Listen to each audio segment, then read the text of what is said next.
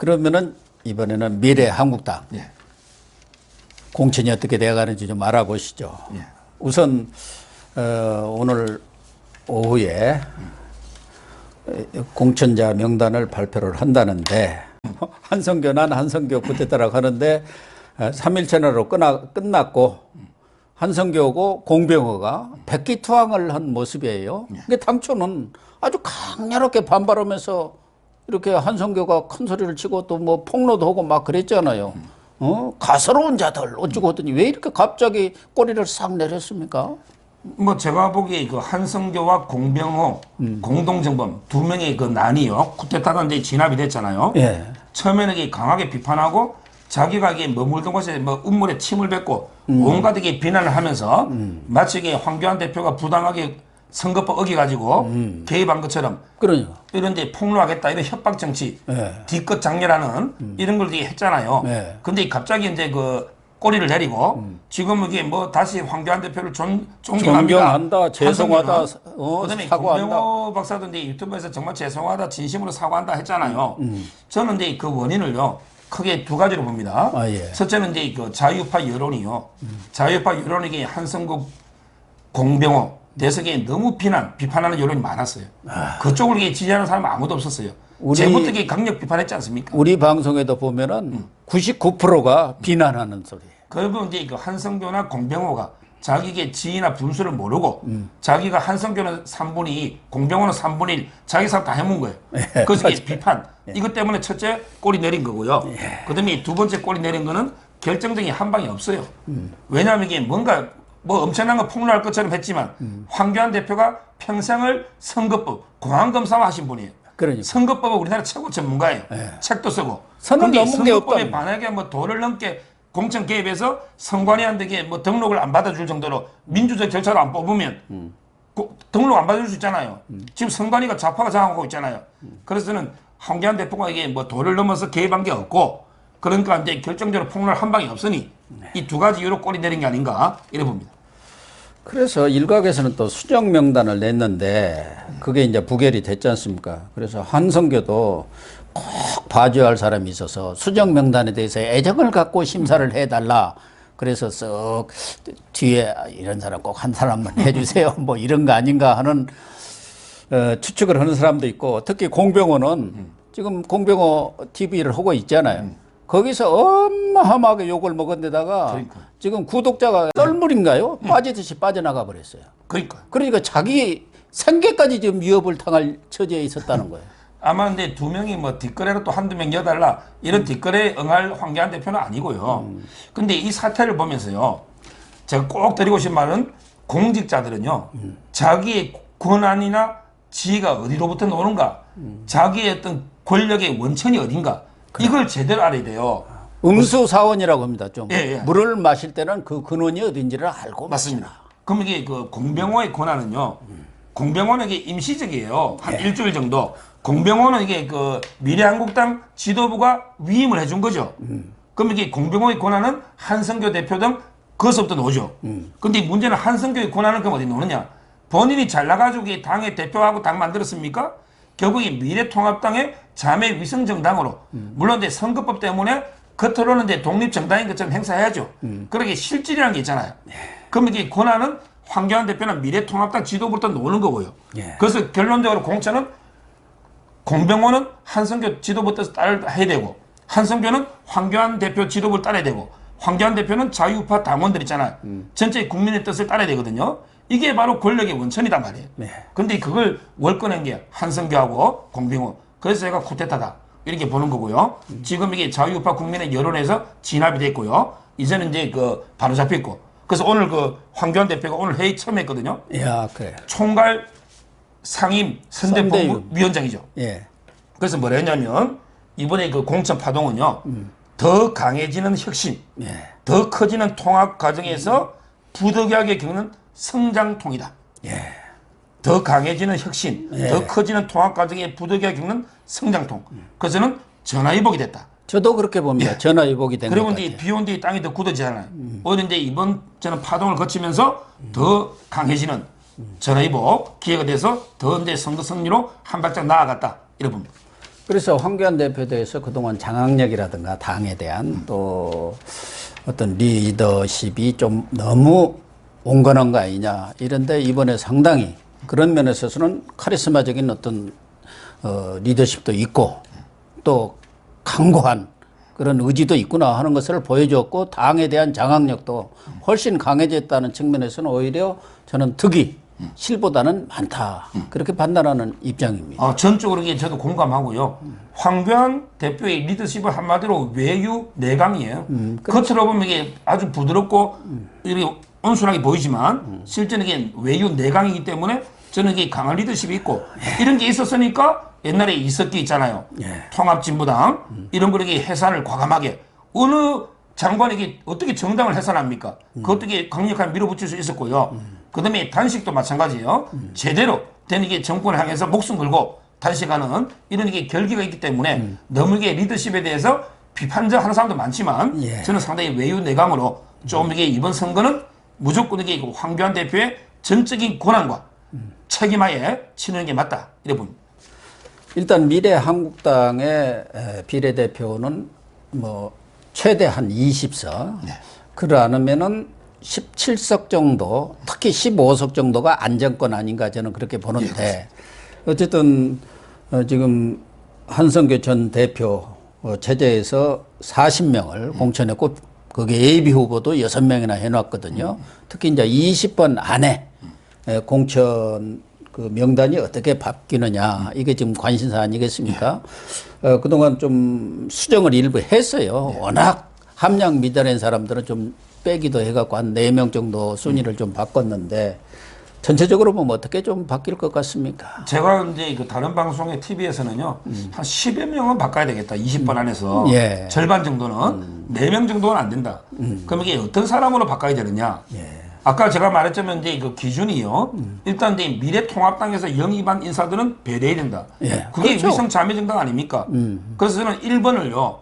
오히려 이제 윤주경이라고 있잖아요. 윤봉길 의사. 손녀. 왜 이분이 중요하냐? 지금 이제 그 좌파들은요.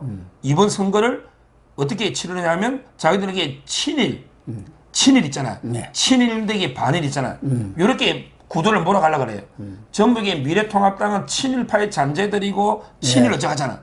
그렇죠. 여기에 윤주경 씨가 1번으로 딱 나서면 야, 독립운동할 때 누가 이게 제일 열심히 했냐 말이에요. 윤봉길 의사 목숨을 바쳐서 이분의 정손녀 진짜 손녀가 1번이다. 그럼 이게 친일파 프레임을 방어하는데 큰 도움이 되잖아요. 이런 분들에게 저는 해야 되고요. 또는 이제 그 기존의 멤버 중에 저는 조수진이나 신원식 장군 있죠. 이런 분들에게 그대로 저는 순번은 좀 조정되더라도 공천은 줘야 된다고 보는 거고. 조태용. 외교부 외교부 차관장. 그런 분에게 외교 쪽이 잘했으니까 주고요. 그다음에 못 받은 분 중에 그 지성호 씨라고 있잖아요. 이거는 예비 후보가 뭡니까? 원래는 이게 2번, 4번 거론되던 분이에요. 이번에 그 태영호 공사하고요. 좌우 쌍포가 돼요. 태영호 공사가 외교관으로서 이게 목숨 걸고 넘어와서 강남 갑에 놓잖아. 그러면 이제 지성호 이분도 미국에까지 초청받을 저 백악관에 그 정도로 이게 탈북자 중에서는 상징성이 있잖아. 이런 분들 좀 앞으로 땡겨주고요. 그다음에 그 최성재 있죠. 지금 가장 코로나보다 힘든 게 소상공인 아닙니까? 그 협회장 아니에요. 최성재 이런 분들이 당연히 배려해야 된다고. 그래서 절반 정도는 기존에 투쟁력 있는 이런 분들은 유지하고 그다음에 절반 정도 새로 바꾸면 정말 이게 좋은 명단 되지 않을까 이렇게 봅니다. 저도 이종성 한국지체장애인협회 사무총장인데 이런 분들도 아주 좋은 평가를 받고 있기 때문에 앞번호로 이렇게 배치를 하는 게 특히 장애인들에 대한 배려 차원에서도 해야 하지 않겠나 하는 생각이 들고요. 또 하나 관심사는 지난번 공천 명단에는 아예 이름도 들어가지를 못했습니다만은 유형아 변호사 지금 유형아 변호사의 전원입니다만은 박근혜 전 대통령이 공천에 탈락했다는 얘기를 듣고 뭐 능욕을 당했다. 또 제2 두 번이나 칼을 맞았다. 뭐 이런 얘기를 했다는데 저는 유영아 변호사가 조금 부풀린 걸로 이해를 합니다. 그럼에도 불구하고 유영아 변호사 정도는 그래도 한 20번 안팎의 배려를 하는 게 어떤가 하는 생각을 하는데 또 내에서는 서로 찬반이 있는 것 같아요. 부결될 가능성이 많을 것 같고요. 저는 방송에서 몇 번 유영아 변호사에게 제가 반대를 했는데요. 일단 이제 박 대통령의 심정은 이해가 돼요. 박 대통령은 이제 유영아가 어차피 몇 년 동안 고생했고 지금 이게 혼자 접견도 하고 이래 하니까 좀 이게 박 대통령은 참모니까 챙겨주고 싶겠죠. 한 명 정도니까. 그렇지. 저 섭섭함을 이해가 되고요. 그렇다면 이게 제가 유영아라면 오래 안 할 것 같아요. 왜냐하면 이게 제가 만약에 비례를 받으면 또 이제 그 선거에서 박 대통령 탄핵에 대해서 이게 너무 이슈가 될 수도 있는 거고 그다음에 박 대통령을 위해서 고생한 분들이 유영아만 있습니까?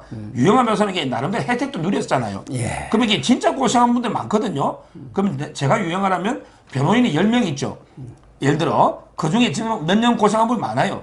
혹시 변호인단 중에 한 명 주겠다면 뭐 도태우는 최명성이든 다른 이게 변호사는 어떻습니까? 이렇게 양보하는 좀 미덕도 있어야 되고요. 굳이 이게 유영아가 배지를 달면요. 헌법기관이 되는 거예요. 근데 이분이 계속 국회의원 돼서 박 대통령을 보필할 수 있을까요? 맨날 이게 접견 가서 받아오고 하다 보면 저는 과연 이게 국회의원 지휘하고 그 변호사 있잖아요. 지휘가 이게 양립할 수 있는 건지 헌법기관으로서 이런 이게 의문도 들기 때문에 스스로 좀 저는 고사하는 그것 때문에 이게 박 대통령 진정성이 많이 훼손됐잖아요. 처음에 그 옥중에 편지 써서 미래통합도 저 단합해라 얼마나 좋았습니까? 아, 근데 감동이었죠. 그 다음날 비례 신청하는 바람에 일단 우리 공화당이나 저 자유 뭐 통일당 있잖아요. 예. 이런 당들에서 이게 완전히 좀 그렇지 않습니까? 유영아가 저쪽으로 가버리니까 그것부터 이게 저는 박 대통령의 진정이 훼손됐기 때문에 스스로 자제하고 아마 이번에도 공천은 힘들지 않을까. 제 개인적으로는 네. 그렇게 생각합니다. 어쨌든 뭐 오후에 발표된다니까 좀 지켜보기로 하고요.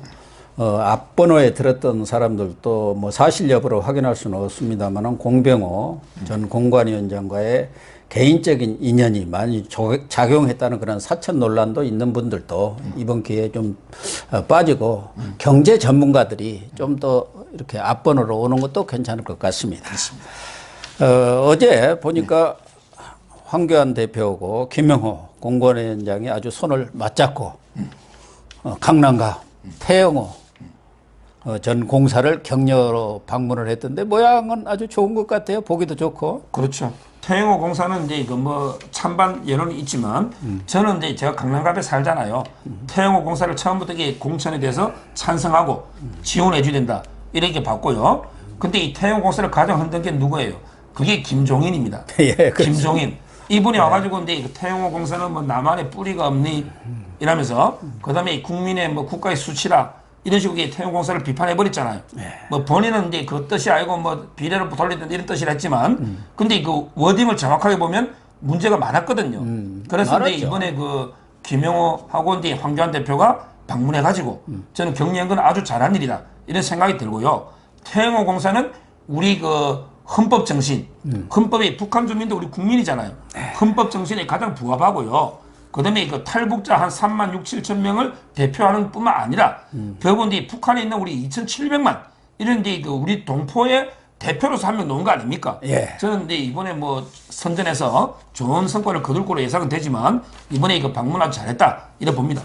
그 방문 중에 또 하나 잘한 것은 그동안 황교안 대표와 김용호 공관위원장이 사퇴를 하면서 갈등설이 일각에서 불거져 나왔는데 그런 우려랄까 이런 것들도 불식한다는 차원에서는 뭐 저는 아주 바람직한 것 아니었나 그런 생각이 들고요. 일단 미래통합당도 지역구 공천도 뭐 한 두어 군데가 지금 경선을 오늘까지인가 해서 결론이 나겠습니다만은 전체적으로 마쳤는데 좀 총괄적으로 한번 평가를 해 주시고 지금 문제는 특히 TK죠. 이쪽에서 영남권에서 무소속의 바람이 불 가능성이 지금 높아졌어요. 그것도 중요한 변수거든요.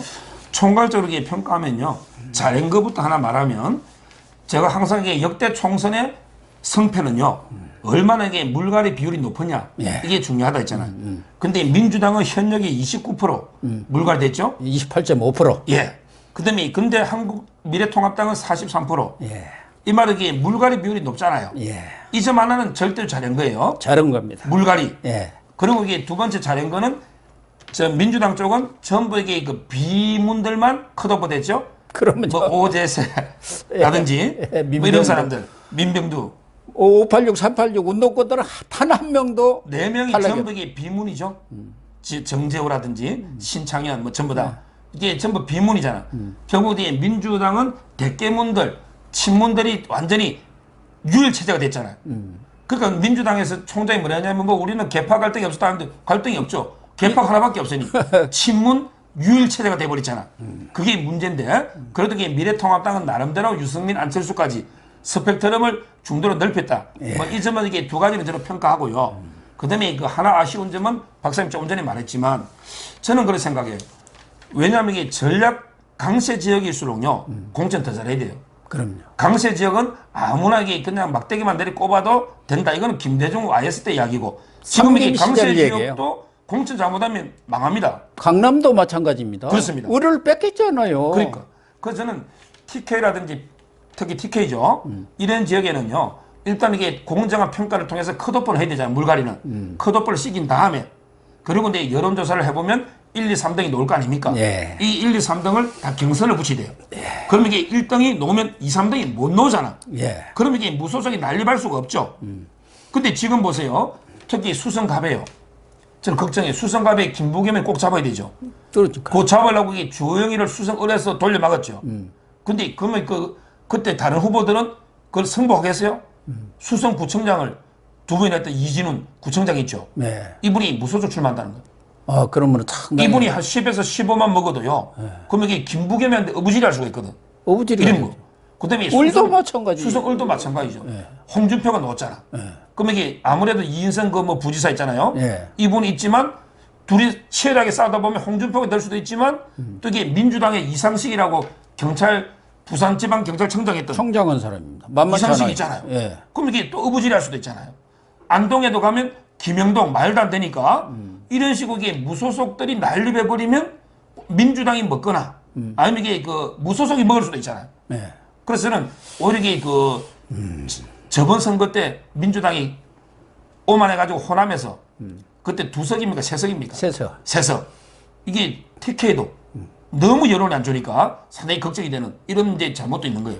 좀 그런 게 있어요. 물갈이는 잘했는데 인재 영입. 아무래도 인재풀이 여당에 비해서는 야당이 많지 않다 보니까 그중에서 인물을 고르다 보면 어려움도 있었겠지만 지금 영남권에는 상당한 인물들도 있었던 모양이에요. 지역에서 들려오는 얘기들은. 그런 사람들은 배제해버리고 어떻게 보면은 그냥 막 내리꽂는 식으로 이렇게 공천을 했다. 그런 불만들이 아주 팽배한 것 같아요. 그 신문에 지역 신문 보니까. 제가 영남일보에 1년간 필자고 제가 그쪽 대구 아닙니까? 출신. 제가 매일신문 영남일보 다 보잖아요. 예. 지금 이제 일면부터 사설까지 칼럼까지 너무 이게 공천에 대해서 지금 비판 여론이 너무 많고요. 그래서 제가 그랬지 않습니까? 일단 이제 컷오프는 부득이하게 하되 공정하게 해야 된단 말이에요. 예를 들어 정태호 의원도 곽대훈 이런 분들이 관역이 곽대훈이 왜 컷오프 돼야 되는지 그렇게 공정하게 해서 설명을 해줘야 되고요. 그다음에 컷오프를 했으면 거기에 놓여있는 후보들이 좋은 후보들이 얼마나 많아요. 강세 지역이니까. 그러면 이게 여론조사를 여의도 연구 여러 번 돌려서 1, 2, 3등 있잖아요. 경선을 붙여야 되는데 그 제가 통계를 봤어요. 광주 호남에서 민주당은 17개 중에 16개를 경선했습니다. 예, 그랬더라고요. 저번에 이게 아뜨거 한번 혼났으니까 이번에 경선했으니까 경선하면 뭐가 좋냐면 강자가 선정되지만 무소속이 못 오잖아요. 떨어진 사람 출마 못 하잖아요. 그런데 대구 경북은요 겨우 50% 남짓 50% 남짓밖에 경선 안 했어요. 그러니까 이게 무소속이 난립하는 거 아닙니까? 앞으로도 이게 이런 부분은 정말 고쳐야 된다. 이렇게 꼭 말씀드려요. 예, 어쨌든 좀 미래통합당 지역공천에도 아쉬움이 좀 많았던 것 같습니다. 뭐 범야 세력이랄까 뭐 이런 쪽에 포함되는 가장 중요한 정당이 또 안철수의 국민의당 아닙니까?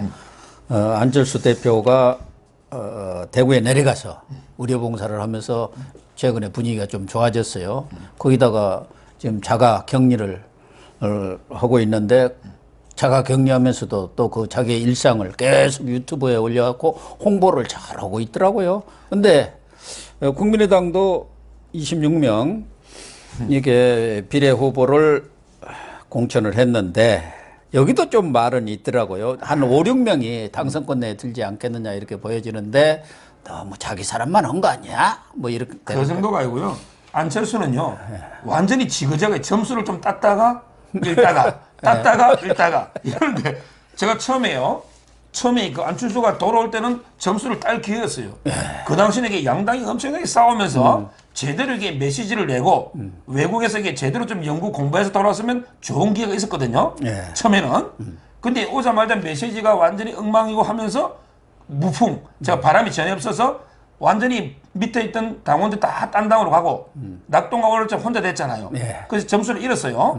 근데 이번에 코로나 거치면서 점수를 또 땄어요. 땄죠. 왜냐하면 이 코로나의 최대 수혜자는 이재명하고 안철수였어요. 예. 이재명은 이게 강경하게 대응해서 점수 땄고 안철수는 이게 의사라는 걸 살려서 대구이가 봉사에 땄잖아. 그럼 이게 점수 좀 땄는데 이번에 비례 명단 보니까 또 이게 점수를 다 까먹었어요. 예, 너무 보십시오. 야, 1번에 최연숙이는 덕보잡인데 대구 동산병원의 간호부장이에요. 이번에 가서 아주 잘. 아니 이번에 잠깐 봐가지고 코로나 홍보하려고 아니 갑자기 간호사 잘하고 있으면 대구에 간호원 해야지 이게 왜 국회의원 해야 됩니까? 그러니까요. 이분이 비례 국회의원 해야 될 이유가 뭐냐 말이에요. 예. 정치를 뭐 했습니까? 이제까지 간호만 했잖아요. 앞으로 이게 코로나 종식도 안 됐으면 계속 간호사 하는 게 국가 봉사하는 거죠. 자, 근데 더 심각한 게 2번, 3번이에요. 비례를 갖다가 누가 연속 주고 배지를 줍니까? 그럼요. 이태균에게 연속으로 준 거 아니에요. 예. 권은희는 광주에서 이게 지역구 안 되니까 자기 사람 2명을 2, 3번에 배치한 거예요. 예. 이 두 사람 보고 누가 표주겠어요? 그 다음에 뭐 4번에 김건태는 전대 우파 예. 이런 분이고 5번에 최단비도 뭐 방송만 좀 했지 크게 뭐 스토리 없잖아요. 안철수 서울시장 나왔을 때 그러니까요. 거기 대변인이 했죠. 했죠. 그 다음에 근데 6번이 또 문제예요. 아니, 자기 지금 비서실장 비서실- 소식이 예. 이 참모를 이게 비례 줍니까? 그러니까 비례 6명 중에 감동 주고 누가 스토리 있고 누가 찍어주고 사람 누가 있어요? 그게 명단 보고 다시 이게 점수 다 까먹어가지고 제가 보기에는 이게 1회가 3% 얻을까? 이런 이제 생각이 들 정도로 명단이 정말 잘못된 거예요. 시청자 여러분, 앞서도 얘기를 했지만 정말 정당의 비례대표 선출 이 내용을 보면은 내용도 그렇고 절차도 그렇고 우리 정치사에 있어서는 안 될 일이 벌어지고 있습니다. 문재인 대통령이 경험해 보지 못한 나라 만든다든지 정말 그런 것 같습니다. 오늘 방송 마치도록 하겠습니다. 시청해 주셔서 감사합니다. 감사합니다.